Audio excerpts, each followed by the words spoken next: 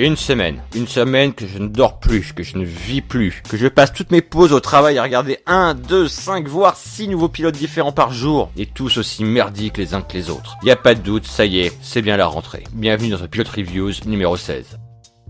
Nouvelle série procédurale sur CBS avec Bull. Le docteur Jason Bull est un consultant d'un genre un peu spécial. Son équipe et lui analysent les membres des jurys afin de faire basculer leur vote en faveur de son client. Lorsque le corps d'une jeune asiatique est retrouvé sur la plage, tout semble désigner son petit ami. Notre psychologue parviendra-t-il à lui faire éviter la prison? La série tourne autour de Michael Wesley, qui vient de quitter NCIS pour ce show qui est à l'image de son personnage. Arrogant, prétentieux et condescendant. Rien que le concept est puant. On veut manipuler des gens car l'important c'est de gagner. Bien évidemment, il va défendre des innocents, mais on a l'impression que pour Bull, c'est secondaire. L'important, c'est de récupérer les votes des membres réfractaires du jury. On nous balance des machines high-tech qui n'ont d'autre but que de servir de cadre photo, alors qu'un bon vieux mur avec des punaises, des fils rouges aurait suffi. Le reste de l'équipe est insignifiant, décorative. Je trouvais qu'il ressortait de notre pilote quelque chose de vraiment malsain. Et puis, le rythme, les acteurs, le ton, tout est fait pour ennuyer le spectateur. Toute l'introduction de notre pilote tourne autour du fait qu'il y a quelque chose de pourri dans le système judiciaire américain, et c'est pas en leur montrant ça derrière qu'on va les rassurer. Passez votre chemin et rien à voir. De la tranche de vie entrecroisée avec This Is Us sur NBC, un acteur de sitcom qui s'aborde sa carrière, une femme en obésité morbide, un PDG qui retrouve la trace de son père biologique, un homme dont la compagne attend des triplés. Rien ne semble réunir ces 4 personnes, si ce n'est qu'aujourd'hui, elles fêtent leurs 36 ans. Selon Wikipédia, en moyenne, 18 millions d'êtres humains partagent le même jour d'anniversaire à travers le monde.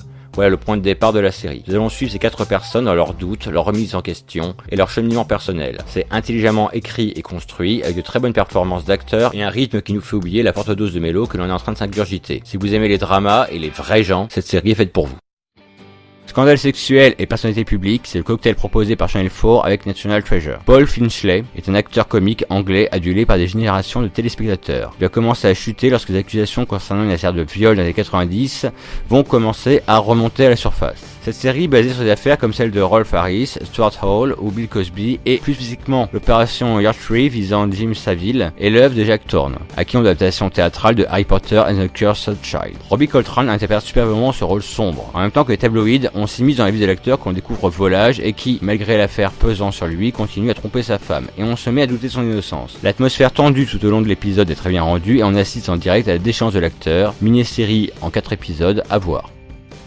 Kiefer Sutherland prend du galon. Après Jack Bauer, il est maintenant président intérimaire des États-Unis, Designated Survivor sur ABC. Tom Kirkman est un membre du cabinet présidentiel. Suite à une attaque terroriste ayant visé le Capitole, il se voit désigné pour bouger à la Maison Blanche et remplir la fonction suprême après que l'actuel président et tous ceux qui devaient lui succéder eurent été tués. Scénario intriguant, casting 4 étoiles, c'est une des grosses sorties de la rentrée. Pour le moment, la série est plutôt bien ficelée et Kiefer Sutherland nous offre une performance remarquable. On le voit changer réellement en cours d'épisode, prendre de la hauteur, passer du père de famille sympathique qui boit des bières en discutant avec sa fille au téléphone à un homme de stature qui s'impose face à l'ambassadeur iranien et embrasse la fonction présidentielle. On arrive très vite à nous capter et nous captiver. Une série pour le moment à la hauteur de ses attentes.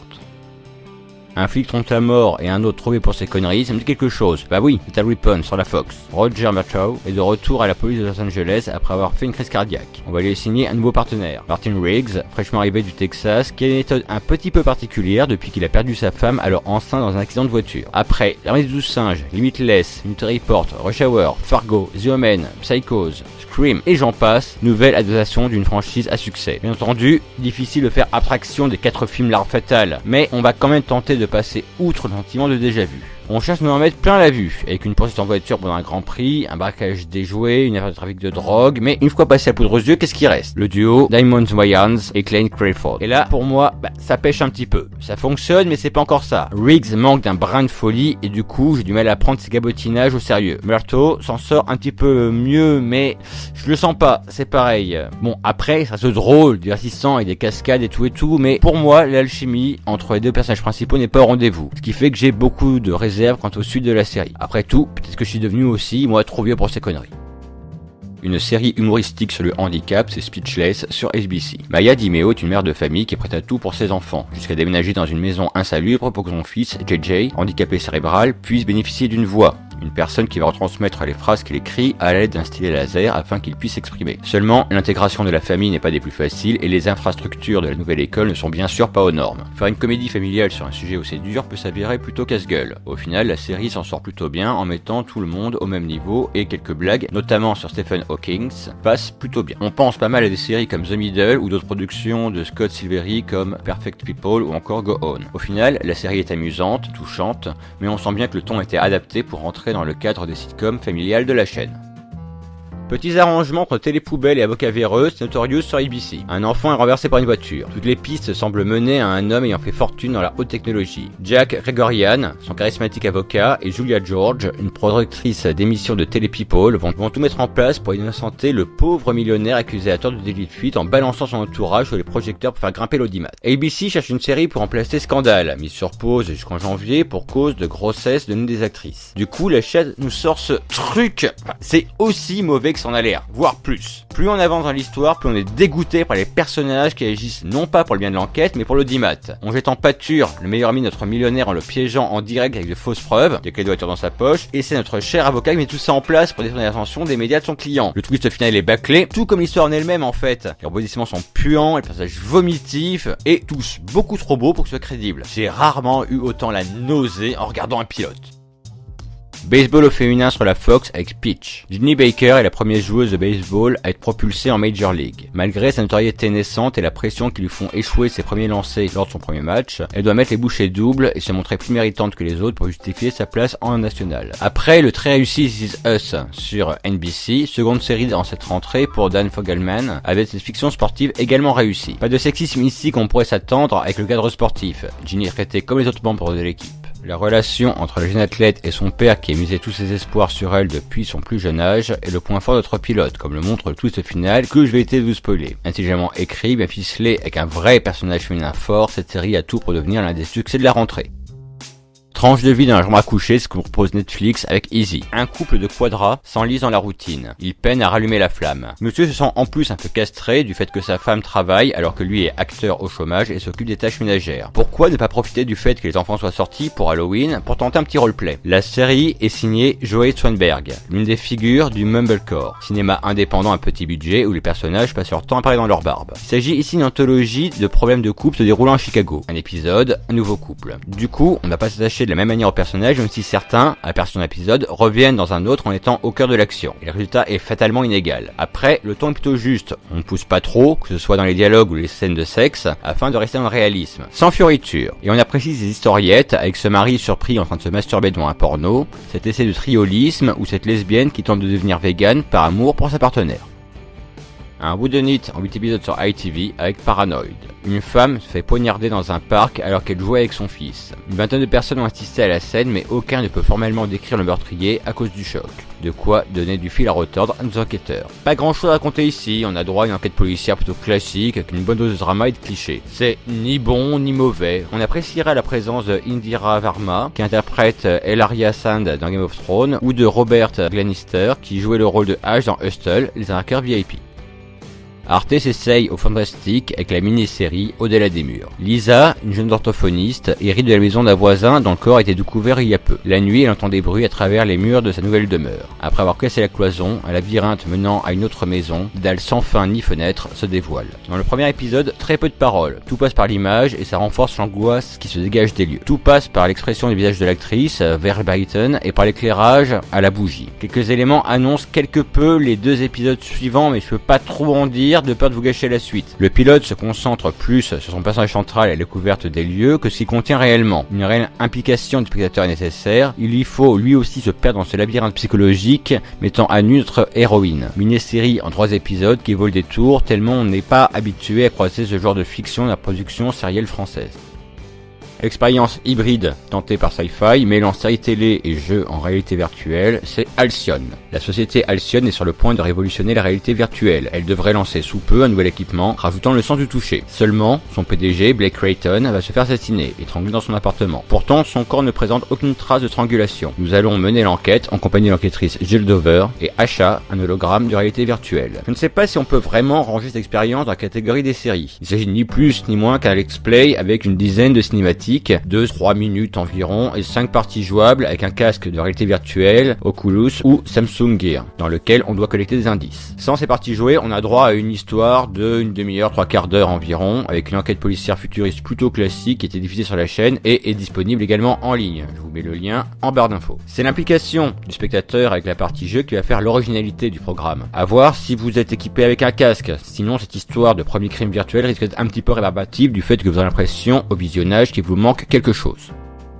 On l'attendait au tournant, voici l'heure de confirmer nos craintes, MacGyver sur CBS. Angus MacGyver travaille pour le DXS, Department of External Services. Avec l'aide de Jack, qui assure ses arrières, et sa petite amie Nikki, l'experte en informatique, ils accomplissent nombre de missions pour la sauvegarde du pays. Seulement, Nikki va se faire tuer lors d'une des missions visant à récupérer une arme bactériologique. 3 mois plus tard, il est temps de songer à reformer une équipe pour barrer la route aux terroristes, toujours en possession du virus. Alors, comment dire, c'est MacGyver? Pour le moment, on a plus droit à un sous-James Bond qui dit des trucs qu'on a vu 50 fois dans notre films ou séries. Exit, une prof de techno cool de notre adolescence, bonjour au blondinet random, un poil plus débrouillard que la moyenne, le twist de milieu d'épisode est prévisible possible, l'histoire est banale, un premier pilote a été rejeté par la chaîne. Personnellement, j'aurais également jeté celui-là. Je sais que quand on fait un reboot, il faut retravailler le concept d'origine pour faire évoluer la série vers quelque chose de plus actuel, mais là, tout ce qui nous reste, c'est un couteau suisse et les 3 premières notes du générique. Au final, on se retrouve avec un produit lisse au possible, sans originalité. Je laisserai bien une chance à cette série maintenant que la Fondation Phoenix est créée, mais j'ai peur de me faire du mal pour rien. La Fox réussit à allier 2 concepts à la mode en ce moment avec cette série horrifique et adaptation de licence dans The Exorcist. Dans la banlieue de Chicago, le mal semble avoir pris possession d'une demeure et de l'une de ses occupantes. 2 prêtres vont tenter de l'exorciser. Le père Thomas, émigré mexicain à la fois vacillante, qui prend la Bible comme un livre de métaphores et ne croit pas aux démons, et le père Marcus, qui lui a déjà combattu ce genre de mal par le passé. Outcast, Damien, The Living as Death, Preacher, Sword of Hill et j'en passe. On ne compte plus le nombre de séries démoniaques sorties ces temps-ci, tout comme les tentatives de slasher en version sérielle. On revient ici à un film fondateur avec l'Exorciste. Pour le moment, on peut pas trop dire ce que ça va donner. On n'est plus dans l'introduction des personnages que dans l'horreur. Beaucoup de retenue avec juste ce qu'il faut d'horrible pour nous intriguer. Pas mal de références bien entendu au film de 1973, mais sans en faire des tonnes. Ça passe surtout par la réalisation ou des détails comme un article de presse sur les événements de Georgetown. Pour le moment, la série arrive à s'émanciper de son modèle et à le moderniser sans pour autant le trahir. Mais comme je le disais, on n'est pas encore dans le vif du sujet. On prend son temps, reste à voir comment l'escalade horrifique va prendre place. Une nouvelle série sur le vampirisme, c'est Van Helsing sur Sci-Fi. Nous sommes en 2019. Le monde fait face à une invasion zombie, vampire, excusez-moi. Axel Miller a pour mission de protéger une scientifique qui était transformée, ainsi qu'une jeune femme dans le coma. Peu après qu'il ait accepté de donner refuge à des survivants, son building va subir une attaque. Et c'est le moment que va choisir Vanessa, la jeune femme, pour se réveiller. Bon, généralement, quand on tease une série en mettant à dispo le pilote en première, c'est qu'on va créer de l'attente pour une bonne série, pas pour ça. Après le succès de Winona Earp et Z Nation, Sci-Fi a décidé de mixer les 2 séries en nous mettant une femme forte en prise à des créatures surnaturelles. Au final, on se retrouve avec un mauvais mélange entre The Walking Dead et juste une légende. Enfin, le film avec Will Smith, pas le bouquin. On a droit à un huis clos qui ne sera rien, des personnages stéréotypés au possible, avec le gentil militaire bourrin et son meilleur ami le traître, sans parler des autres qui font la figuration. Notre héroïne passe la moitié de l'épisode à dormir, et quand on la voit enfin jouer, on aurait préféré qu'elle ne se réveille pas. Comme on n'a pas de budget pour les effets spéciaux, on met tout dans le faux sang et il s'agit que la 3 mètres, pire que dans un animé. L'intrigue est nulle, les bastons sont nuls, le jeu d'acteur est nul, le clip qu'on regarde de fin d'épisode est nul, bref. Ah, et ne cherchez pas de rapport avec Bram Stoker. Notre belle au bordement s'appelle Vanessa Helsing, certainement une descendante ou une réincarnation, mais bon, au final, on s'en fout.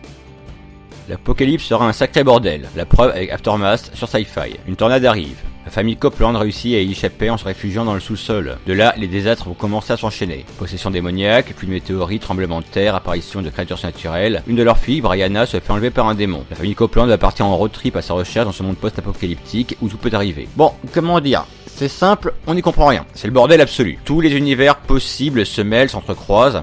On est à la fois dans le post-apo, dans la SF, dans l'horreur et j'en passe. Ce manque d'unité lié à un rythme hésitant fait que l'on est complètement perdu et qu'on a du mal à suivre. Je suppose que c'est fait exprès, mais bon, c'est quand même très déroutant. On se retrouve dans une espèce de série fourre-tout où tout et surtout n'importe quoi peut arriver. On est clairement dans le nanar assumé, genre cher à Sci-Fi, à qui on doit notamment Sharknado. On a tout de même envie de laisser une chance à ce joyeux foutoir, vu comment certaines séries mal parties de la chaîne comme Z Nation ont su évoluer.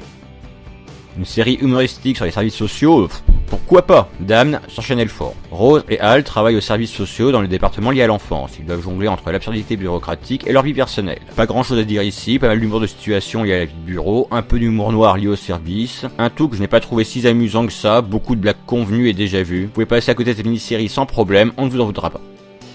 Nouveau drama australien sous fond de Youpi Matin, c'est The Wrong Girl sur Network 10. Lily Woodward est une jeune productrice du segment culinaire de la matinale et cherche à s'imposer dans le milieu. Si sa vie professionnelle semble florissante, sa vie santé mentale est un poil plus compliquée. Elle vient de faire l'erreur de coucher avec Pete, son meilleur ami. Adapté du roman éponyme de Zoe Foster Blake, la série nous offre une espèce de Soubré Jones. La formule est plutôt classique, on va suivre Lily d'un désastre sentimental à un autre et une fille va se retrouver piégée entre sa vie privée et la pression de sa vie professionnelle. Si les acteurs et la réalisation ne sont pas mauvais, l'histoire est d'un banal. Ça plaira certainement aux amateurs du genre, mais peu de chances que cela conquiert de nouveaux spectateurs.